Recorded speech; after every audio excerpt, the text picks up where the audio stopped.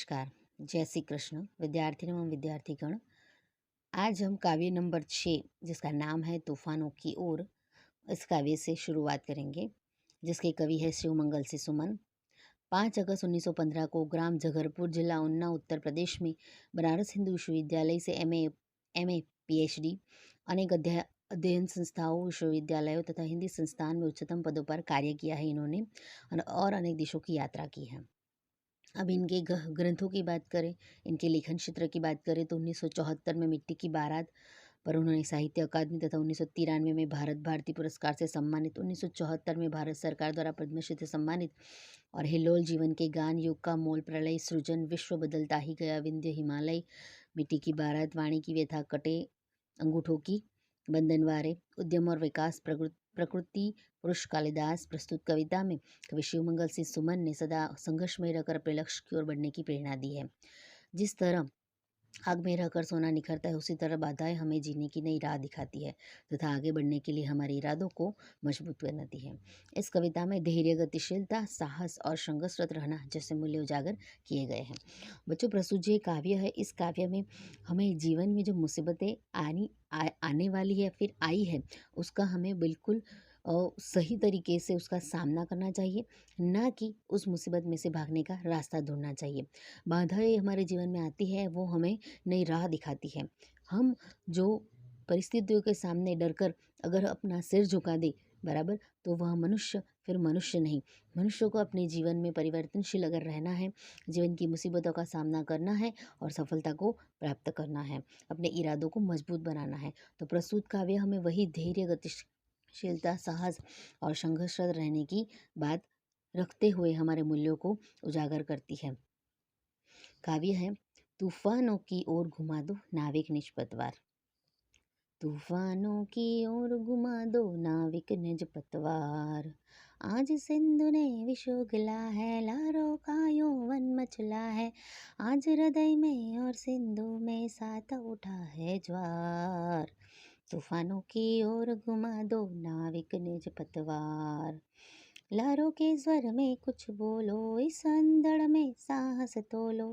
कभी कभी मिलता जीवन में तूफानों का प्यार।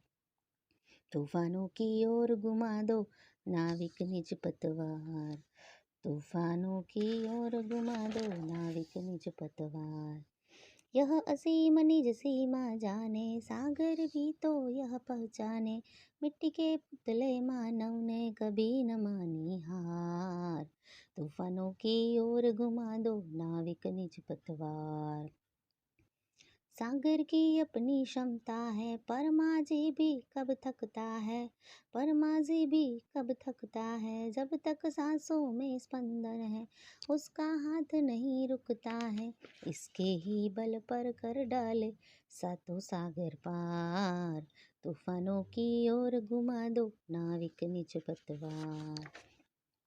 प्रस्तुत काव्य में बताया गया है, 2 उदाहरण दिए गए, 2 उदाहरण के द्वारा ये बात प्रस्तुत की गई है कि प्रकृति का सबसे बड़ा स्वरूप है समंदर, और कुदरत की सबसे बड़ी बनावट, सबसे उत्तम ऐसा स्वरूप मनुष्य। तूफान जो है वह समुंदर में छिड़ा है, और तूफान के द्वारा समुद्र अपनी शक्ति दिखा रहा है, वह संघर्ष जता रहा है, और अपने संघर्ष में वह पूरे गतिशीलता के साथ, साहस के साथ वह जीतना चाहता है, जबकि उसके सामने मिट्टी का एक पुतला मानव खड़ा है, बराबर, हार्ड मास का पुतला। वह भी प्रकृति के इस सबसे शक्तिशाली स्वरूप को मानो सामने से चैलेंज दे रहा हो। यह कहा जा रहा है कि शिवमंगल सिंह सुमन कह रहे हैं कि तूफानों की ओर घुमा दे नाविक, यानी कि समंदर के बीच जो तूफान छिड़ा है उसमें, हे नाविक, तू अपनी नाव को डाल दे उसी तूफान के अंदर, अपने पतवार के द्वारा तू अपनी नाव को चला पतवारों के द्वारा, और मुसीबत का सामना कर जो तूफान समंदर ने छेड़ा है। आज सिंधु विश्व उगल रहा है, आज वह अपने उफान पर है, उसकी जो लहरें हैं अपना यौवन दिखा रही है, अपनी शक्ति दिखा रही है। आज कवि के हृदय में भी और सिंधु में भी, दोनों जगह पर ज्वार उठा है, बराबर, यानी जो मनुष्य है उसके हृदय में भी आज ज्वार किसी भी तरीके से वह अपने ज्वार को, यानी अपने तूफान को जताते हुए वह सफलता हासिल करना चाहता है। वह सिंधु के तूफान को मचल कर, उसे रौंद कर वह विजयी बनना चाहता है। तूफानों की ओर घुमा दो नाविक निज पतवार। लहरों के स्वर में कुछ बोला, यानी कि लहर के जो स्वर है बराबर, वो हम बार बार इस परिस्थिति को जता रहे हैं, बार बार इस बात का एहसास करा रहे हैं कि मैं सबसे शक्तिशाली हूँ, हे मनुष्य मैं तुझे हरा दूंगा। इस अंधड़ में साहस तोलो, बराबर। यह जो तूफान मचा है, यह जो आंधी मची है, इसमें हे माझी तू अपनी तरीके से, हे मनुष्य तो अपनी तरीके से इस आंधी में अपने साहस को तोलता हुआ आगे बढ़। लहरों का स्वर है वह अपने खुद के स्वर के द्वारा, अपनी खुद की आवाज़ के द्वारा, अपनी खुद की ध्वनि के द्वारा तुझे डराने की कोशिश कर रहा है। पर हे मनुष्य तू अपने साहस की सीमा इसे जता, अपनी साहस की जो अपना साहस का जो दृष्टिकोण है, जिसके द्वारा तूने आज तक अपने संघर्षों को पार किया है, उसी के बल पर तू आज तूफान के इस स्वरूप को पछाड़ता हुआ आगे बढ़। जीवन में कभी कभी इस तरीके के तूफान, इस तरीके की मुसीबतें आती है, बराबर। तो तूफानों का प्यार जो है, उस तूफान को प्यार, तूफान के जो चैलेंज है यानी उसका जो प्यार है, जो तुझे बार बार ललकार रहा है, तो तू उसी तरीके से ये सामने वाली आने वाली मुसीबतों का, परिस्थितियों का डटकर सामना कर, उसमें से निकलने की कोशिश कर। बेटा इसके लिए मुझे श्रेष्ठ उदाहरण देना हो तो अरुणिमा सिन्हा की बात हम कर सकते हैं, बराबर। अरुणिमा सिन्हा एक ऐसा व्यक्तित्व, बराबर, कि जिसके पैर ट्रेन के नीचे कुचल गए थे, लेकिन फिर भी जो इंसान जिसके हाथ पैर सही सलामत हो, सही तरीके से जिसका शरीर हो, वह इंसान अगर माउंट एवरेस्ट सर करने की बात नहीं सोच सकता। और यह लड़की है अपने इरादों को मजबूत करते हुए अपने लक्ष्य को प्राप्त करने के लिए जो मुसीबतों का सामना करती है, बराबर। उसी तरीके से यहाँ जो कवि है वह नाविक से कह रहा है कि तू समंदर के तूफानों को तोड़ता हुआ आगे बढ़, बराबर। जिस प्रकार लहरों का यौवन मचल रहा है, जिस प्रकार लहरों लहरों के द्वारा जो तूफान, जो आंधी भरी वाणी, जो ध्वनियाँ निकल रही है, उसी तरीके से अरुणिमा सिन्हा ने अपने जीवन में कई कितनी ऐसी मुसीबतें देखी। उसी तरीके से कल्पना चावला की बात करें, उसने भी अपने जीवन में कैसी मुसीबतों का सामना किया, और सामना करने के बाद भले ही मृत्यु की गोद में वह सो गई, लेकिन उसी की प्रेरणा लेकर सुनीता विलियम संघर्षमय बनी, बराबर। अपने साहस को इसी आंधी में उसने झोंका। सुनीता विलियम ने, अगर वो डर कर बैठ जाती कि कल्पना चावला का देहांत किस प्रकार हो गया तो शायद मेरा भी अगर ये नतीजा हो तो, बराबर, लेकिन फिर भी वह इस आंधी में कूदी, और जिस प्रकार प्रकृति का जो स्वरूप है, बराबर, उसके सामने वह अपनी मंजिल, अपने लक्ष्य को लेकर वह पहुंची और वह सफल साबित हुई, बराबर। इसलिए जीवन में बच्चों कभी कभी इसी तरीके की परिस्थितियां हमारे सामने आती है, तो जब आए तो उसमें से भागकर न जाए बल्कि उसका सामना करें। ये असीम सीमा नीचे जाने, बराबर, सीमाहीन जो तूफान है, जो समंदर है, वह ये बात जाने, सागर भी तो यह पहचाने, बराबर, कि जो मिट्टी का पुतला मानव है उसने कभी जीवन में हार नहीं मानी है। मनुष्य का जीवन बचपन में ही मिट्टी के साथ वह खेलता है, जवानी में वह इसी धरती का सहारा लेकर, आसमान का छत लेकर वह अपने जीवन के लक्ष्य को प्राप्त करता है, और वृद्धावस्था आने पर वही मिट्टी में उसका शरीर, उसकी अस्थियां मिल जाती है। लेकिन हे मिट्टी के मानव, तेरा जो जीवन है वह मिट्टी के साथ जुड़ा हुआ है, और मिट्टी की जो शक्ति है वह असीम है, बराबर। यह मिट्टी ने तेरा लालन पालन किया है, तेरा पोषण किया है, तुझे समय समय पर जीवन की मुसीबतों में लड़ने के लिए, तुझे खड़ा रहने के लिए एक ज़मीन प्रदान की है, छत पर आसमान प्रदान किया है। तो हे मिट्टी के पुतले मानव, तुम अपनी सीमा को देखो कि तुम किस प्रकार से समुंदर की इस तूफान की सीमा को पार करते हुए जा सकते हो। इसे सागर को भी पहचानना चाहिए कि सागर ने किसे मुसीबतों का सामना करने के लिए, या फिर किसके सामने मुसीबतों का सामना करने के लिए समंदर खड़ा है। सागर भी तो यह पहचाने, सागर को भी पहचानना चाहिए कि वह किसके सामने खड़ा है, बराबर। सागर जो है वह अपनी क्षमता को लेकर, अपनी शक्ति और सामर्थ्य को लेकर इस मानव को किसी भी हालात में तूफान के द्वारा नीचे गिराना चाह रहा है। पर जो माझी है यानी कि जो नाविक है, मनुष्य है, वह थकता नहीं है, फिर भी जीवन की आखिरी सांस तक वह लड़ता है। जब तक उसके सांसों में स्पंदन है, जब तक उसकी सांसें चल रही, जब तक उसकी धड़कन है, तब तक उसका हाथ नहीं रुक रहा है, क्योंकि वह भी साहस को लेकर अपनी जान को हाथ में लेकर चल रहा है कि मुझे किसी भी हालात में, इस संघर्ष में, परिस्थिति में से बाहर निकलना है। और इसी के बल पर उसने 7 सागर पार की है, यानी कि जीवन की सारी मुसीबतों को पार करते हुए आज वह सफलता के ऊपरी शिखर पर विराजित है, बराबर। तूफानों की ओर घुमा दो नाविक निष्पतवार। आखिरी जो पैराग्राफ है उसमें बताया गया है बेटा, अगर उदाहरण के द्वारा अगर हमें समझना हो तो हम जो हमारे खुद के लक्ष्य की बात करें, बराबर, जो लक्ष्य प्राप्त करना होता है उस लक्ष्य के लिए हमें अपने आप को मजबूत करना पड़ता है।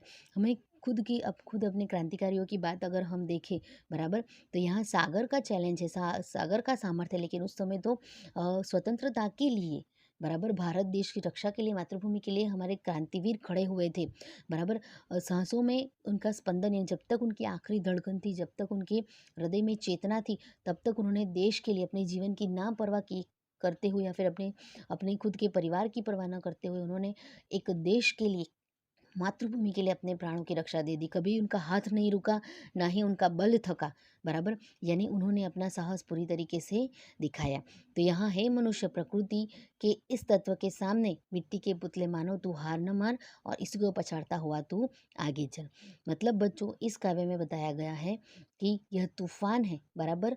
जिस प्रकार से तूफान लहरों के द्वारा, तूफानों के द्वारा, अपनी क्षमता के द्वारा, अपनी सीमाओं के द्वारा मनुष्य को या फिर अपनी बिल्कुल भयंकर ध्वनि के द्वारा मनुष्य को रोकना चाह रहा है, बराबर? लेकिन मनुष्य है वह इन सारी परिस्थितियों से बाहर निकले, यानी कि मनुष्य जीवन में जो भी परिस्थितियाँ आने वाली है या फिर आ गई है, उन सारी परिस्थितियों का सामना, जिस प्रकार यह नाविक किस प्रकार से समुद्र की मुसीबतों को पछाड़ रहा है, उसी प्रकार से मनुष्यों को भी अपने जीवन में आने वाली छोटी मोटी परेशानियों को दूर करके अपना जीवन सफल करना है। क्योंकि अगर हम मुसीबत में से निकलने का रास्ता ढूंढेंगे, उसके सामने संघर्षमय रहेंगे, तो ही हमें नई राह मिलेगी और जीवन जीने का नया तरीका मिलेगा। बराबर ना? आज तक जो मनुष्य आदि मानव से लेकर आज तक की जो परिस्थिति में आया है, वो उसके संघर्ष का परिणाम है। अगर उसने संघर्ष ना किया होता, तो शायद आज वही आदि मानव की परिस्थिति में रहता। बच्चों आपके जीवन में भी कई बार अगर ऐसी मुसीबतें आए, बराबर? अभी तो आप छोटे हो, अभी तो आपके लिए केवल छोटी-छोटी समस्याएँ, पढ़ाई की समस्याएँ, होमवर्क की समस्याएँ या फिर बहुत तो बहुत कोई दूसरा काम हो तो उसकी उसका जो टेंशन आपको रहता है। लेकिन जीवन में अगर कई बार ज़िंदगी मुड़ाव ले और परिवार को अगर आपकी ज़रूरत पड़े और मुसीबतें अगर बहुत ज़्यादा हो, तो उस समय धीरज से, बराबर धैर्यशील रहते हुए बिल्कुल अपने साहस को पेश कीजिएगा और परिवार के साथ खड़े रहिएगा। फिर वो आपकी जीवन की परिस्थिति हो या फिर आपके परिवार के लिए, उस परिस्थिति में भागना मत। बराबर? परिस्थितियाँ अगर हमारे सामने आएगी तो हमारा जीवन उतना ही निखरेगा। बराबर? अब्दुल कलाम की जीवन की बात आप देखिए, बराबर ना? वो इंजीनियर बनने के लिए उनकी माता और उनकी बहन ने उनके गहने गिरवी रख दिए, बराबर? फिर भी इंजीनियर के लिए पढ़ाई के बाद उनका चुनाव नहीं हुआ, क्योंकि ईश्वर ने उनके जीवन की नई दिशा सोच ली थी। वह क्या दिशा सोच ली थी? कि वह इस देश के सबसे महान वैज्ञानिक बने, है ना?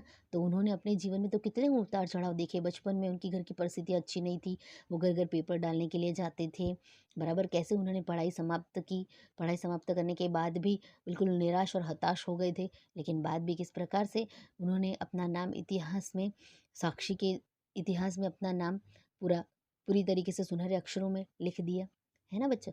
तो इसी तरीके से जीवन में संघर्षमय परिस्थिति का सामना कीजिएगा और उसमें से निकलने के लिए रास्ता ढूंढिएगा, ना कि कायर बनकर वहाँ से निकलिएगा। बराबर? तो आज का हमारा काव्य यहीं तक, अगले दास में आगे बढ़ेंगे। अस्तु।